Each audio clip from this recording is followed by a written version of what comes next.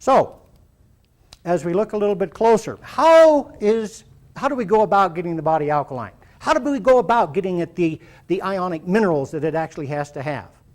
Well, in our case, we use ionic coral minerals or sea minerals. And it can come in three forms. You can see on this on the left-hand side over here, we've got a powdered form. The form that I like the best comes in sachets that we can put in water, okay? And then we have a pill form. So as we take a look at this, when we start putting these ionic, organic coral minerals in the body, some interesting things begin to happen. First of all, our body is electric. Ask any Eastern medicine, Ayurvedic person, any acupuncturist, any massage therapist, they will tell you our body is electric. We have circulation of electricity around the body. We have pools of electrical conduits in there, meridians for instance. And if we don't get enough ionic minerals in there, then the body electric is going to discharge. Okay? I likened it to our storage battery in our car. It discharges, and as it discharges, our health becomes worse and worse. So that is one of the main things we have to look at. So as I said before, we're now looking at ionic, organic, coral minerals. There are actually 72 perfectly balanced organic minerals in our mineral complex. Now, what happens is that this is not a rock. This is organic. Ionic means that it has an electrical charge, like the calcium in our body, the minerals in our body, the potassium. It all has a positive or a negative electrical charge to it. Inorganic or elemental minerals, like those in the rocks and in 90% of the supplements that you can buy across the counter, do not have an electrical charge. And in fact, they can build up in the body when you take too many of them. And in the case of calcium, this causes bone spurs and kidney stones and gallstones and a whole raft of other stuff. Right? But ionic minerals cannot build up in the body and create problems. The body will use what it needs and actually pass the rest of it out. In fact, when you start taking the ionic minerals, it will help break down some of those buildups like the kidney stones and help to flush them out of the body. Well, the coral gets these ionic minerals just like all of the other plants that are in the world. The elemental minerals make up a lot of our soil, and there's a lot of it in the ocean. So, the plants and the coral take the ionic minerals out of the ocean or the soil. And then through photosynthesis, it changes it into ionic organic minerals, and it stores it in its skeleton. Now what we do is we harvest the skeleton and put it through a very neat production level so that when you take it, you get all of the benefits from it. When we use the water form, the sachet form, and actually put it in water, like I have in my own little water supply here, it actually changes the water. And this is extremely important because we're made of 70% water. Okay, let's take a look at what happens to it. First of all, let's look at a glass of water.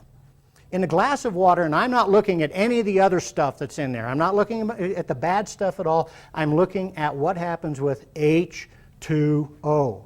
Hydrogen and oxygen and the way that it works. Now if you look at my little form up here, you'll see that in any glass of water, the H and the O combine in a whole bunch of different ways. Free hydrogen, free oxygen, and HO, which is a hydroxyl ion, okay? And then H2O, which is a water molecule. Now if you look at this side over here, when water molecules begin to form together, an interesting thing takes place. They form in a group. It's either a 6-sided, 8-sided, or a 5-sided group of molecules. I refer to the 5-sided group of molecules as inert water. It can't do anything. It goes in your cells and helps keep your fishbowl clean. But it can't carry oxygen, it can't do minerals, it can't, or nutrients, it can't do any of that stuff. It's just there. It just absorbs the heat that keeps your body at 98.6. However, the 8 and 6, mostly the 6-sided molecules, I refer to as biological water, because biological water is what can transfer all of the nutrients. It can take all of the excess metabolism waste out of the body. It's the workhorse. Now, unfortunately, we don't have a lot of this six-sided biological water in us because of the type of water we have to take in. It's mostly five-sided, especially if there's anything in it, like we put in our tap water. So the body has to change this into biological, and it takes a while and it takes energy. So what could we do about it? Well, quite frankly, when we add ionic organic calcium to the mixture, then we have a form that takes this. See the calcium in the center and the way that the water molecules are on the outside? Okay? This makes it an electrically charged form of molecule. And this is what we allow to work throughout the body and do all of the exchanges that need to be there with the nutrients and metabolic waste. You can see a picture of it here. So you can see how it works. That's a real picture. There's the diagram of it. So that's what we want to take into our body when we have a good water. Okay? There's another thing that we have to take a look at, and this is called ORP. When we take a reading of it, we want the ORP value to be in the negatives. Distilled water, for instance, is about 130 plus when we take its ORP. What big deal is this? I mean, who really cares about it? Well, the lower the negative number is, the more free radical fighting antioxidants are released into whatever it happens to be. In this case, it's a glass of water. Okay? We know that free radicals cause damage to the cells. Most people feel that free radicals cause cancer. A lot of evidence is pointing in that direction. We need antioxidants, and we're not getting enough in the food that we have today. So when we look at this ORP value, here's the way that it sets up in kind of a form so you can see what happens. Normal tap water is between 200 and 600, positive.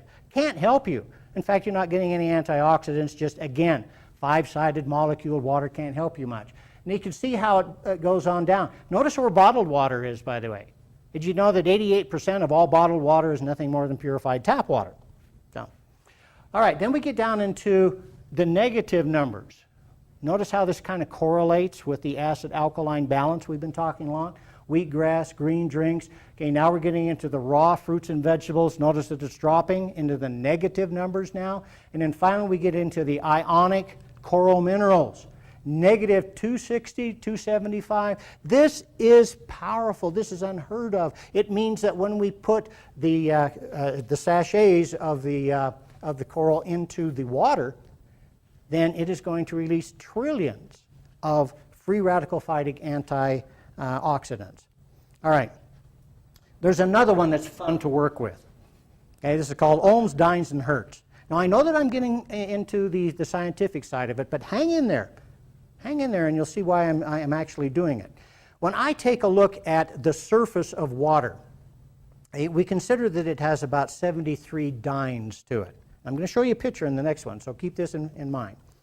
When we put the sachet, the ionic coral minerals, into water, it lowers those dynes down to 17, 20, someplace in there.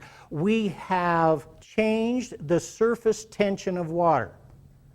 Now let me give you an example. If I were to leave this room, okay, there's a lot less resistance, a lot less tension if I walked out through an open door than if I tried to walk through a wall. There's a lot of resistance in that wall.